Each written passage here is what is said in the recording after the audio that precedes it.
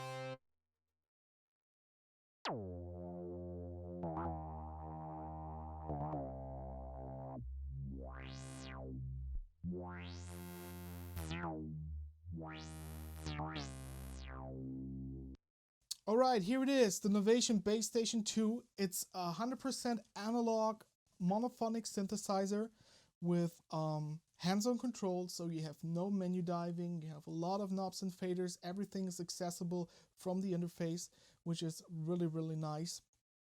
Let's talk a little bit about the quality first. We have a plastic housing.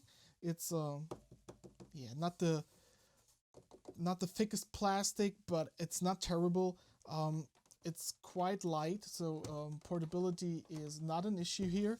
Very light. They have these rubber pads on the bottom of the case, so it's not slipping around on the table, which is quite nice. The knobs feel okay. There are plastic knobs, not the greatest feel to them, but I have to say this is a synth in the below $500 category, and it's packed full of features, and it has a super dope keypad. It's actually, I think, the same keypad as on the Ultranova, and I really love that keypad. It's actually my favorite keypad in the studio. I really appreciate that Novation, to hold the price below the $500, that they decrease the quality on things like the knobs and not getting rid of features or using a worse keypad and stuff like that. So these are not the greatest knobs on the market, definitely not, but again, it's totally fine to work with them. If you don't like them, I'm pretty sure you will find some higher quality knobs and you can replace everything here.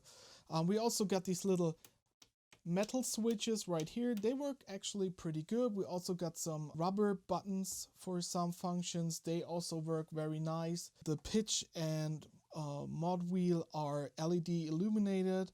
They are a little wobbly in the housing, but nothing you have to worry about. Everything is still on a very good level. Now, feature-wise, there's so much going on. I try to keep things short and give you a few sound examples.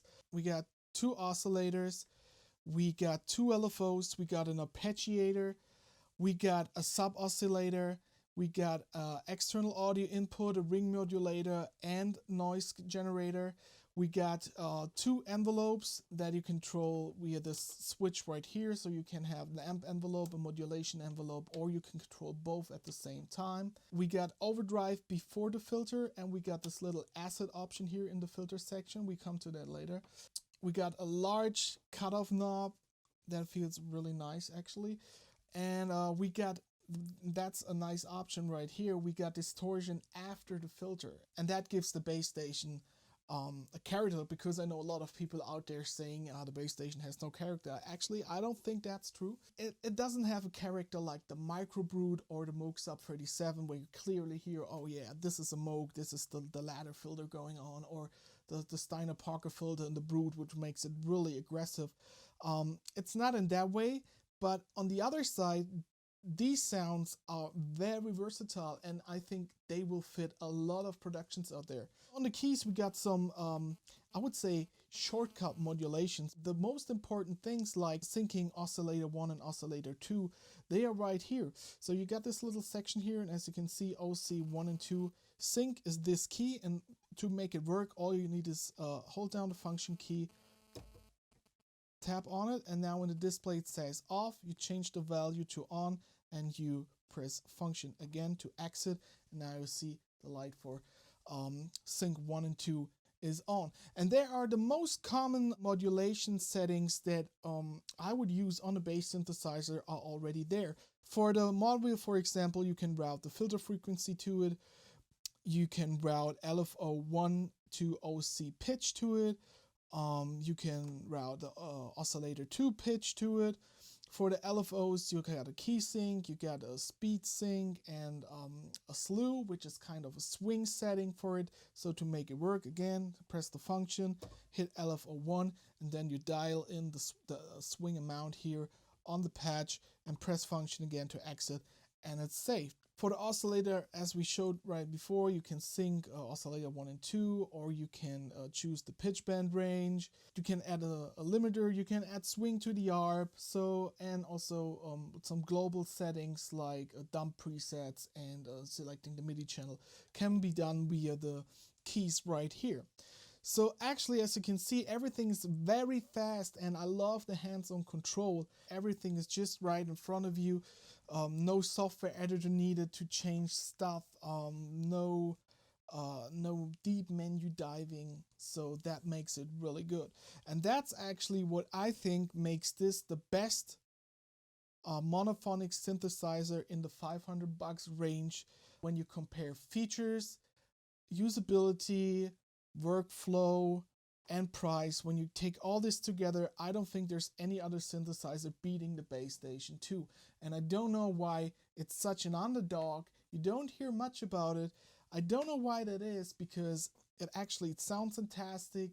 Again, it's 100% analog, really fat sounds.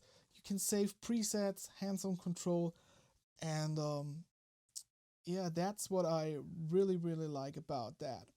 Alright, so now let's go through the different sections real quick and play a little bit around with it so you get a hearing what this stuff does, and then we play back some presets, and so you hear some of the final sounds. So in the oscillator section, we can of course choose the range. Got a chorus function.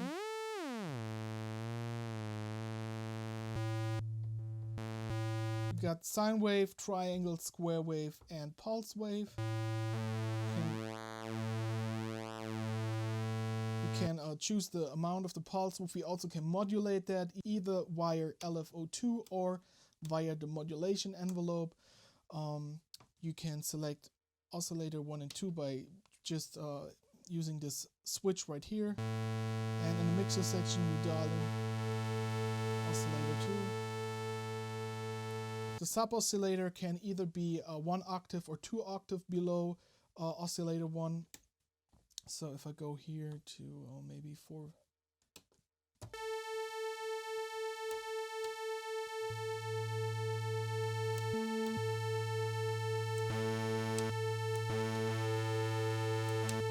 And the sub-oscillator can be either sine wave, pulse width, or square wave.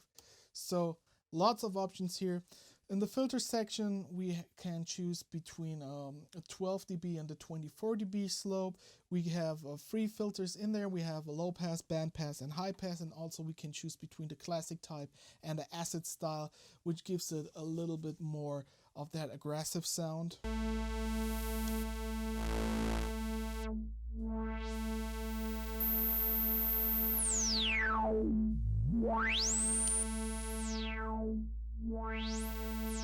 We got an overdrive function.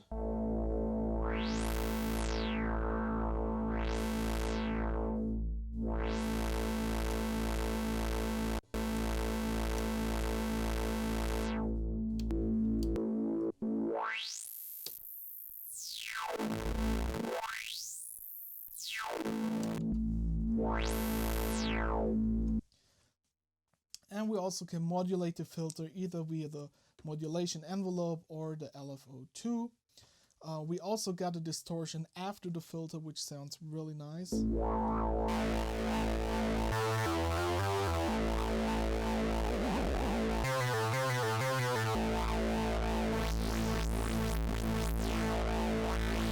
Or we can modulate the filter with oscillator too. So that's also really nice. For the LFOs, we got different shapes, of course, a triangle, square, triangle, sawtooth, pulse, or sample and hold. We can have also a delay on the LFO and also choose the speed. We can choose the glide time.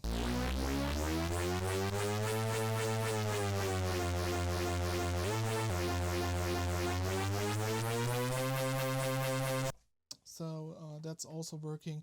We also got an arpeggiator in there with lots of functions. You can choose between up, down, 2 settings for up and down in the order you played it, random, or you can record your own arpeggiator variation, so that's very nice. Also, you can go up to 4 octaves in the sequence, so let's turn this on real quick.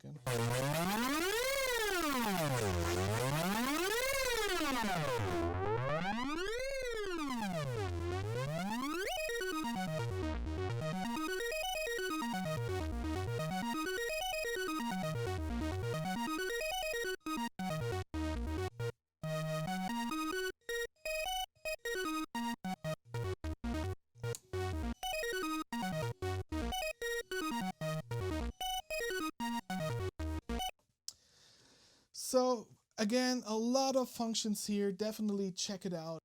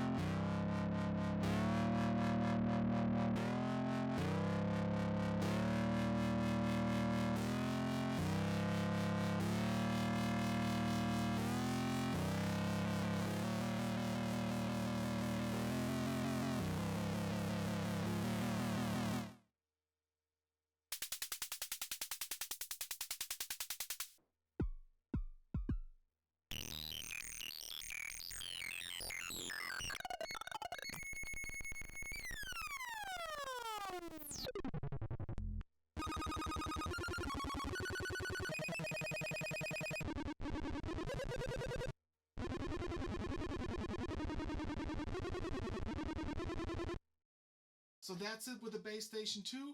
One more time, in my opinion, one of the best analog synths with full hands-on control you can get in that price range, if not the best.